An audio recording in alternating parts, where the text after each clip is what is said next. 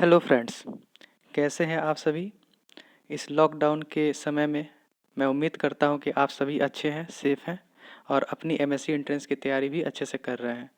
तो आज हम बीएचयू एमएससी 2016 के सॉल्व पेपर्स को देखेंगे, इनके क्वेश्चंस के सॉल्यूशंस को ज़रा ध्यान से समझेंगे और उम्मीद करता हूं कि जो क्वेश्चन मेरे से रह गए हैं वो आप अपने से ट्राई कीजिएगा। मैंने उन क्वेश्चंस को छोड़ा है जो वाकई में बहुत ही इजी है और किसी न किसी थ्योरम्स का वो स्टेटमेंट ही है। जो मैं क्वेश्चंस उठा रहा हूँ वो सारे कुछ ना कुछ टिपिकल रिजल्ट्स का यूज करेंगे। चलिए देखते हैं। हमारा पहला क्वेश्चन है कि the number of abelian groups of order 24 up to isomorphism is 1, 2, 3 और 4। यानी कि 24 ऑर्डर के अबेलियन ग्रुप्स कितने तरह के हो सकते हैं अप टू आइसोमॉर्फिज्म। ठीक है, तो सबसे पहले 24 ऑर्डर का हमें साइक्लिक ग्रुप देखना पड़ेगा क्योंकि साइक्लिक ग्रुप अबेलियन होता है। तो वो अप टू आइसोमॉर्फिज्म सिर्फ एक है, दैट इज Z24। अगर हम abelian group but not cyclic groups की बात करें तो हम 24 को Z24 को Z4 और डायरेक्ट प्रोडक्ट Z6। Z4 और Z6 में आप देखिए कि ये साइक्लिक नहीं है क्योंकि 4 और 6 का GCD हमारा 1 नहीं है। सिमिलरली हम इसको और तोड़ सकते हैं, that is Z2, Z2, Z6। उसी तरह नेक्स्ट हम देखते हैं Z2 एंड Z12। ये सारे अपने आप में किसी से भी आइसोमॉर्फिक नहीं है। अगर आपके ध्यान में ये चल रहा है कि काश मैं Z3 को भी अलग से ब्रेक कर देता, तो सोचिए ज़रा Z3 को आप अगर ब्रेक करते तो वो Z3 किसी Z2 के साथ मिलकर फिर Z6 ही हो जाता। देयरफॉर हम Z6 यहाँ पे रख रहे हैं।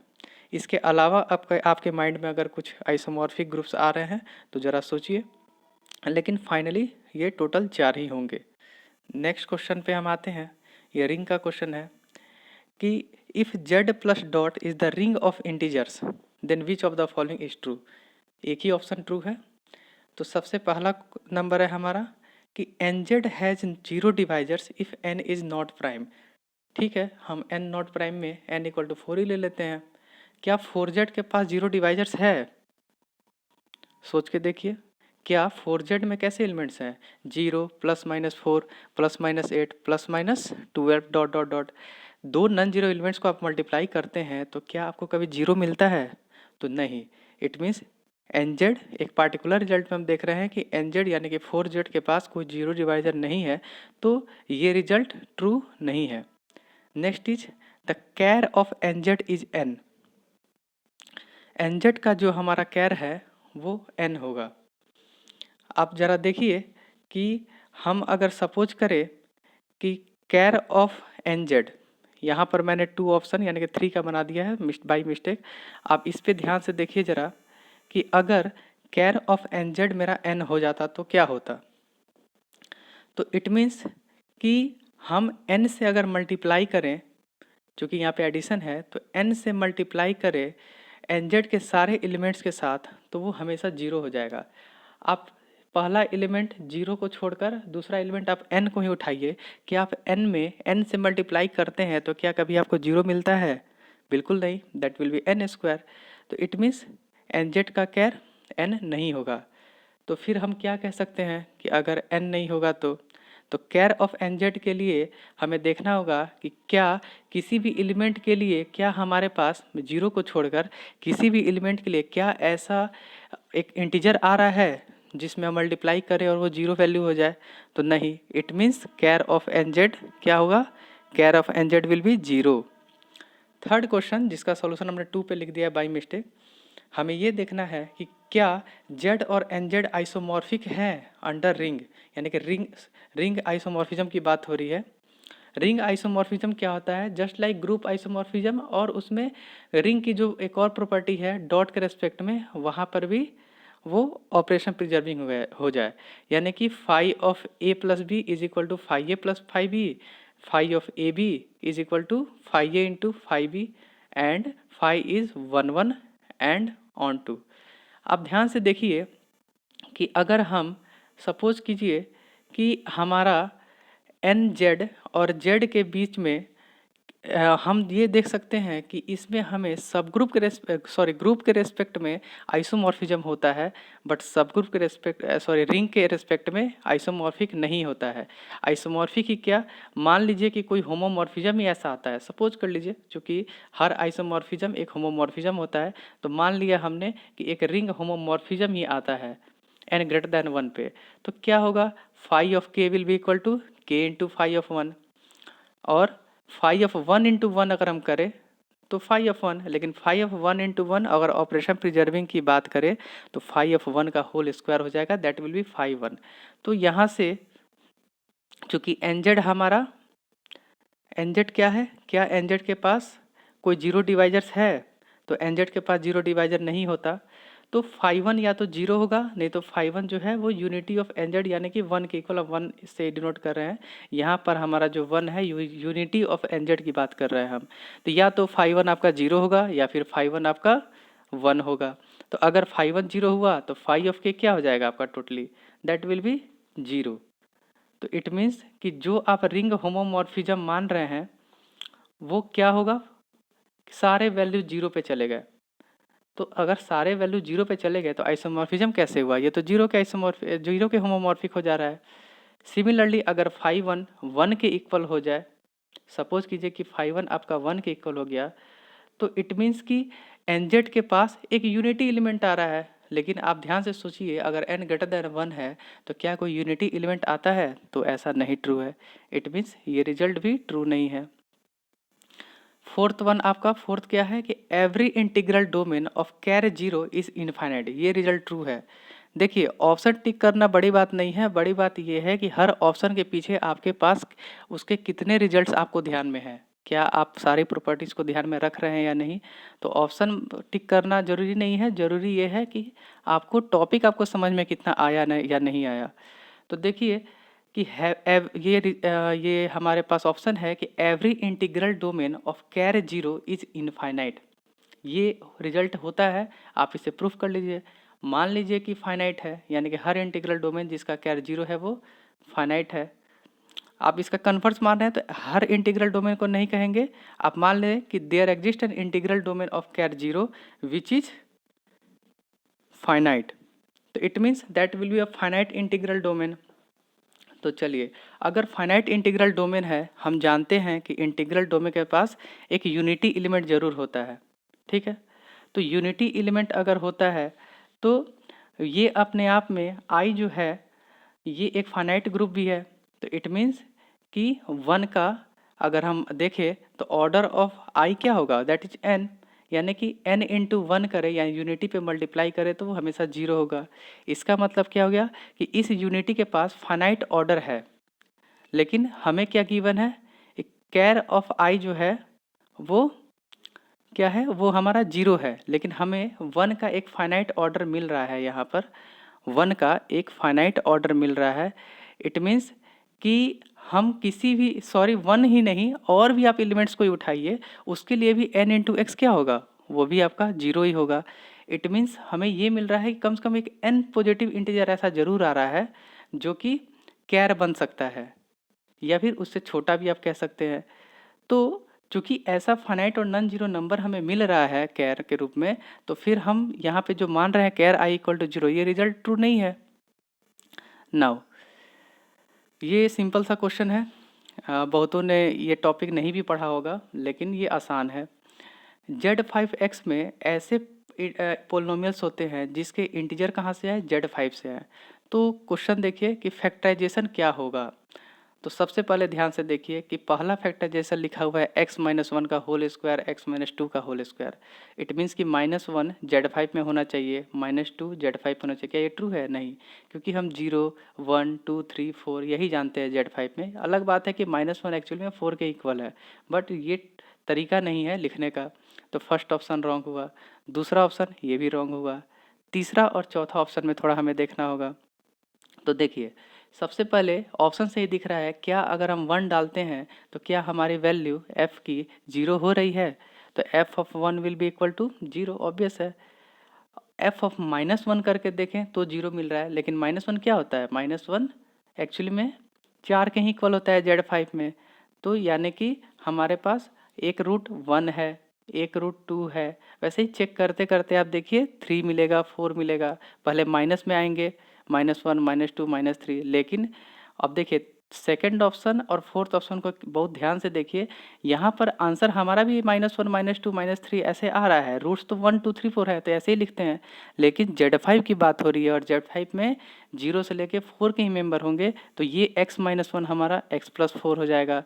ये x-2 हमारा x+3 हो जाएगा, यानी कि ऑप्शन 4 करेक्ट होगा। और एक्चुअली में एग्ज़ाम्स में हम लोग भी गलती किए हुए हैं, ऐसे कोई ना कोई एग्ज़ाम से हम भी गलती करते हैं, इंसान है हम लोग। तो ये गलतियाँ ना हो, क्योंकि ये सब बहुत ही ईजी प्रॉब्लम है, बस थोड़ा ध्यान आपको रखना होगा कि किस चीज़ की बात हो रही है। नेक्स्ट, ये लीनियर अलजेब्रा का प्रॉब्लम है। इसमें कोऑर्डिनेट पूछा जा रहा है एक वेक्टर का और बेसिस उसका गिवन है। तो आपको कुछ नहीं करना, बस इसमें जो आपका कोऑर्डिनेट वेक्टर है, सॉरी जो आपका वेक्टर गिवन है 3 2 -8, इसको हम क्या लिख सकते हैं, linear combination of vector basis के एलिमेंट्स के रूप में लिख सकते हैं। यानी कि हमें ऐसा XYZ फाइंड करना है कि 3 2 -8 को हम x into -1 0 0, y into second vector, z into third vector करेंगे।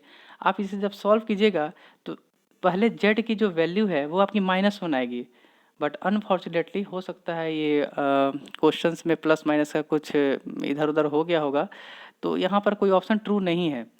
फाइनली जब आप सॉल्व कीजिएगा तो XYZ -10 -1/2 और -1 होगा। तो यहाँ पर हम किसी ऑप्शन की गारंटी नहीं दे सकते, मे बी कि सेकंड ऑप्शन में -1 लगना छूट गया हो, बट आप इसे चेक कीजिएगा कि क्या z का वैल्यू 1 ही होगा। मेरे हिसाब से -1 आ रहा है। सो नेक्स्ट प्रॉब्लम, ये क्वेश्चन बहुत ही बेहतर लगा अभी तक मुझे BHU का, जिसमें आइगन वैल्यूज़ की यूज भी होगी कि let A and B be 2n/n real matrices. A और B दो रियल मैट्रिसेस हैं n ऑर्डर के। तो हमें दो स्टेटमेंट गिवन है कि यदि I minus A B invertible है तो क्या I minus B A invertible होगा। यदि I minus A B invertible है तो क्या ए बी इन्वर्टिबल होगा या नहीं होगा।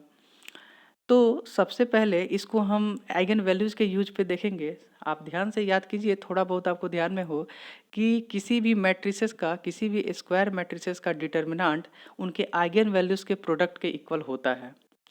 तो अब चूंकि यहाँ पर n/n रियल मैट्रिसेस है, आइगन वैल्यू का फील्ड हम कॉम्प्लेक्स नंबर ही मान के चलते हैं। तो हम मानते हैं कि A का जो आइगन वैल्यू है वो λ1 λ2 λn होगा। B का जो आइगन वैल्यूज है वो α1 α2 αn होगा। तो हमारे पास AB का आइगन वैल्यूज कैसा होगा।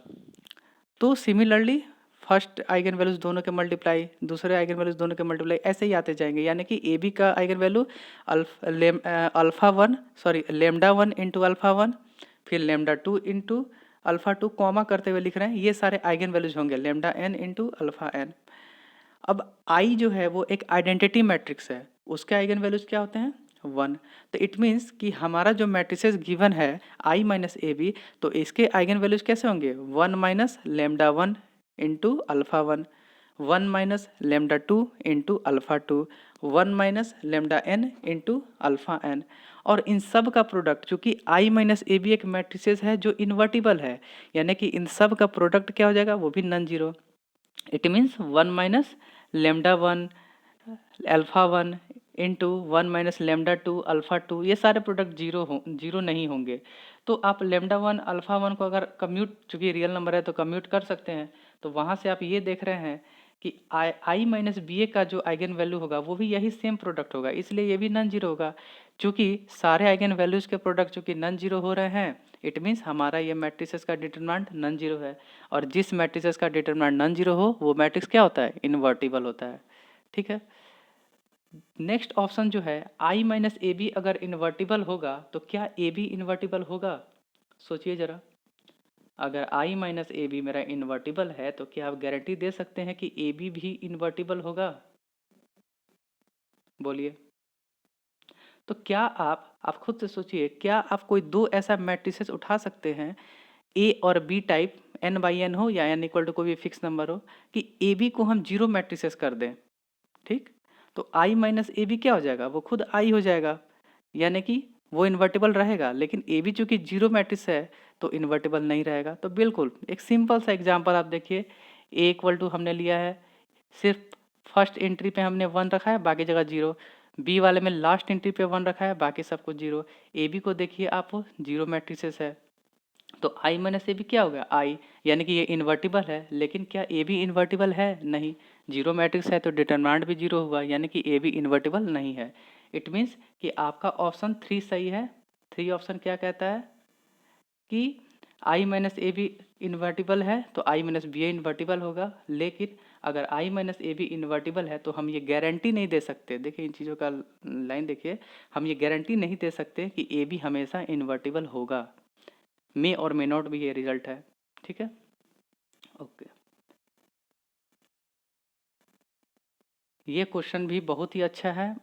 जनरली हम सब मिलके थोड़ा बहुत इसको बाय मिस्टेक हम करते हैं, ज़्यादा दिमाग लगाते हैं, चूँकि आईआईटी जैम का एग्ज़ाम सबने दिया है।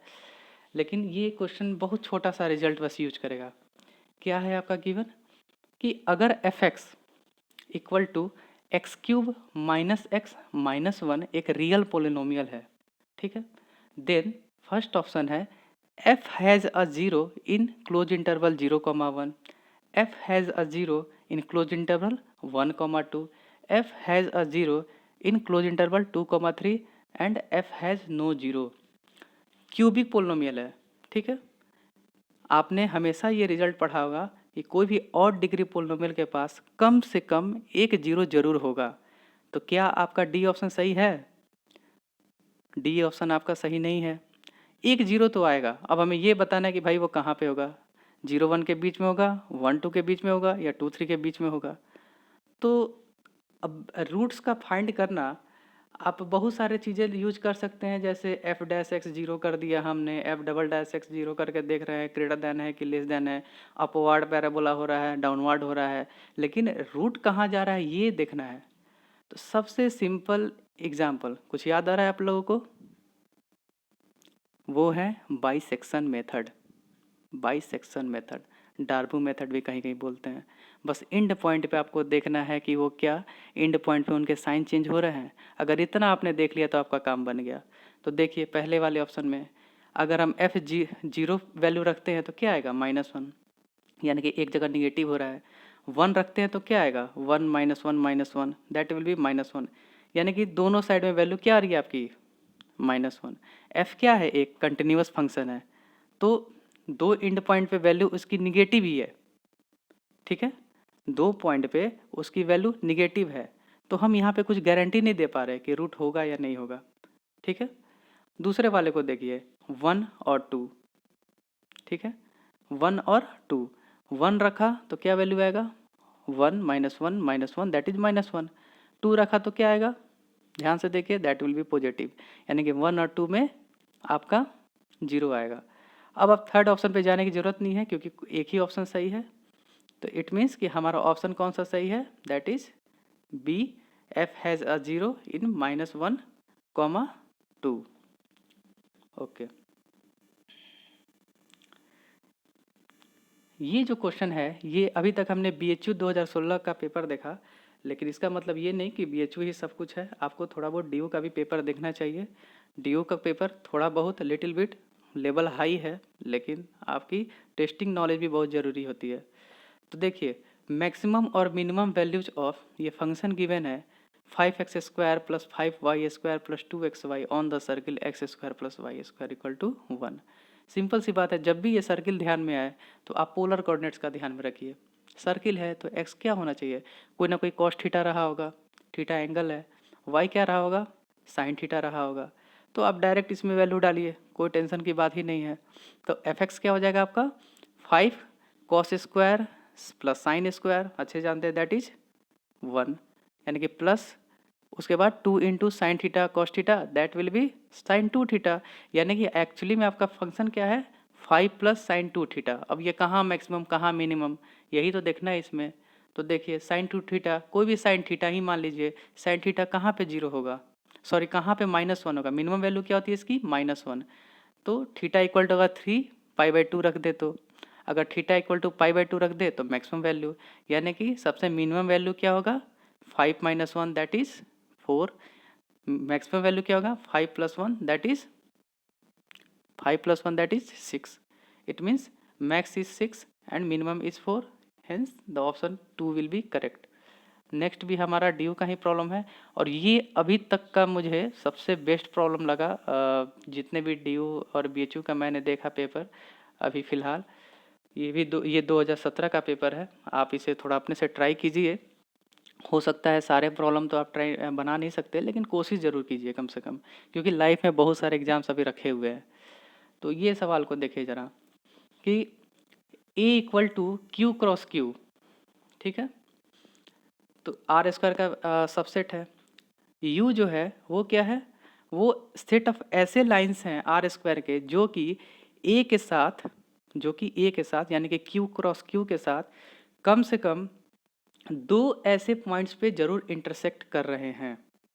तो हमें इनमें से कोई एक रिजल्ट बताना होगा कि कौन सा ये ट्रू है। फर्स्ट इज A और U दोनों के दोनों क्या होंगे, अनकाउंटेबल होंगे। Second is A and U both are countable.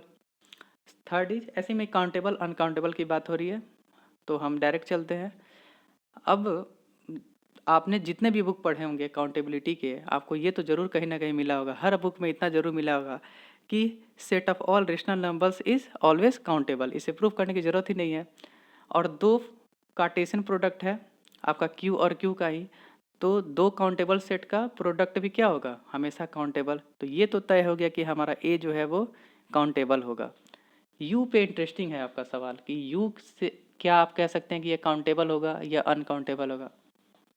तो देखिए U में ऐसे लाइंस हैं जो A के साथ कम से कम 2 जगह पॉइंट पे इंटरसेक्ट कर रहे हैं।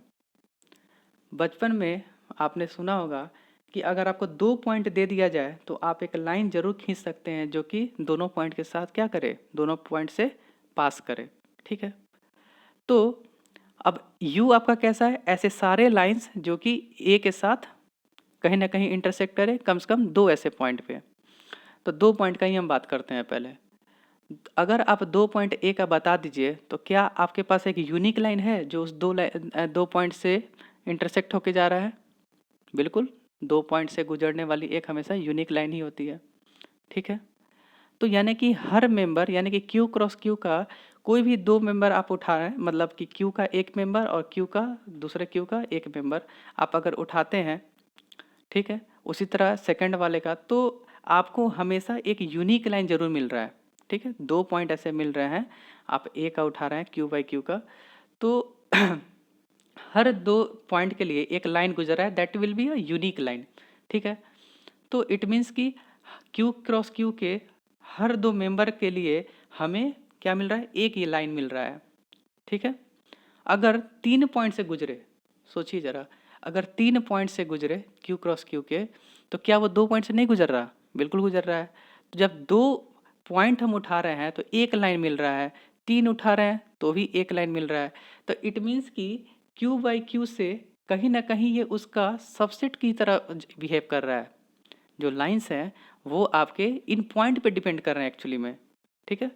तो चूंकि ये इन पॉइंट्स पे डिपेंड कर रहे हैं, यानी कि इनका क्या कहते हैं, आपका मौजूदगी, जैसे कहते हैं ना कि अस्तित्व क्या है, तो वो 2 पॉइंट है कि हम इससे इंटरसेक्ट करा रहे हैं, 3 पॉइंट है इससे इंटरसेक्ट करा रहे हैं, जो 3 पॉइंट से इंटरसेक्ट कर रहे हैं वो 2 पॉइंट से भी इंटरसेक्ट कर रहे हैं, तो उस 2 इंटरसेक्शन में ही आपका सब कुछ आ गया 2 पॉइंट में। इट मीन्स ये सेट क्या है, और Q × Q का मेंबर कैसे हैं, ये सारे के सारे काउंटेबल हैं। इट मीन्स ये लाइन्स भी क्या होंगे, काउंटेबल होंगे। ज़्यादा ध्यान से आप सोचिएगा, अपने से थोड़ा कॉपी लेकर थोड़ा ध्यान लगाइए। तो A और U दोनों के दोनों हमारे अनकाउंटेबल होंगे, ठीक है। नेक्स्ट प्रॉब्लम पे आते हैं हम। सिंपल सा प्रॉब्लम है ये, बहुत ही सिंपल प्रॉब्लम है, बस आपको लिम सुप और लिम इन्फ के बारे में पता होना चाहिए। सब ड्यू के क्वेश्चन है ये कि let an be a bounded sequence of real numbers. अगर सीक्वेंस बाउंडेड नहीं रहेगा तो हम लिम इन्फ और लिम सुप की बात जनरली नहीं करते हैं। और आपको गिवन है कि लिम सुप और लिम इन्फ जो है वो कभी भी इक्वल नहीं है। अगर जो नहीं जानते हैं कि लिम सुप किसे कहते हैं, तो सिंपल भाषा में मैं यही बता सकता हूँ कि लिम सुप, आप किसी सीक्वेंस का आप टोटल सब सीक्वेंशियल लिमिट देख लीजिए, मतलब कि सब सीक्वेंस के लिमिट क्या क्या पॉसिबल है, उनमें जो मैक्सिमम वैल्यू होगी वो लिम सुप और जो मिनिमम वैल्यू होगी वो लिम इन्फ। तो कौन से ऑप्शंस ट्रू हैं, ये इज और आर में है। पहला ऑप्शन है limit of a n does not exist. तो बिल्कुल, अगर लिमिट ए एन एग्जिस्ट करता तो ये सारे सबसीक्वेंस भी क्या होते हैं, उनके सारे सबसीक्वेंस भी कन्वर्जेंट होते। इट मीन सबका लिमिट सेम ही होता। तो लिम सुप और लिम इन्फ क्या हो जाते, फिर इक्वल हो जाते हैं। तो यानी कि ये ऑप्शन क्या है, पहला ऑप्शन ये ट्रू है, यानी कि ए एन का लिमिट कभी भी एग्जिस्ट नहीं कर सकता। लिम इन्फ जो है वो लेस देन है लिम ए एन सूप से, सॉरी लिम सूप से। तो ऑब्वियस ही बात है, मैंने पहले ही बोला कि आप बड़े वाले पार्ट को उठा रहे हो, तो बड़ा वाला लिम सूप है, छोटा वाला लिम इन्फ है। चूंकि इक्वल नहीं है तो लेस देन ही होगा, है ना, छोटा वाला बड़े से लेस देन ही होगा। सी प्रॉपर्टी थ्योरम है, ये बहुत ध्यान से देखिए कि there exist a subsequence of a n which is convergent, यानी कि एक सब सीक्वेंस आएगा ए एन का जो कि कन्वर्जेंट होगा, ये गारंटी है। कुछ आइडिया लग रहा है आप लोगों को? सोचिए क्या है पहला नंबर। आप क्वेश्चंस का पहला स्टेटमेंट पढ़िए, a n is a bounded sequence of real number. अब आप याद कीजिए बोल्जानो रिस्टास थ्योरम, क्या कहता था वो, every bounded sequence has a convergent subsequence. अब क्वेश्चन आपका बन गया। इट मीन्स इसमें कौन कौन से ऑप्शन ट्रू है, ए भी ट्रू है, बी भी ट्रू है, सी भी ट्रू है। तो ऐसे ही आप सारे क्वेश्चंस को अपने से भी ट्राई कीजिए। जो नहीं समझ में आ रहा है थोड़ा बहुत आप कमेंट पे डालिए, वक्त मिलते ही मैं इसका आंसर ज़रूर दूंगा। लेकिन इस लॉकडाउन के समय का आप पूरी रूप से फ़ायदा उठाइए और उम्मीद करता हूं कि आप में से बहुतों का अच्छा रिजल्ट हो और अच्छे अच्छे यूनिवर्सिटीज़ में जाइए। आईआईटी ही सब कुछ नहीं था, ये मन से हटा दीजिए। आईआईटी से भी ऊपर बीएचयू डीयू ये सब एग्जिस्ट करते हैं और यहाँ से स्टूडेंट्स ही नहीं, यहाँ के टीचर्स का भी एक नाम है एशिया में। तो इसलिए घबराइए नहीं और तैयारी कीजिए, जो होगा सो देखा जाएगा। लाइफ में भी बहुत एग्जाम्स इंतज़ार कर रहे हैं आपके। Thank you, have a nice day.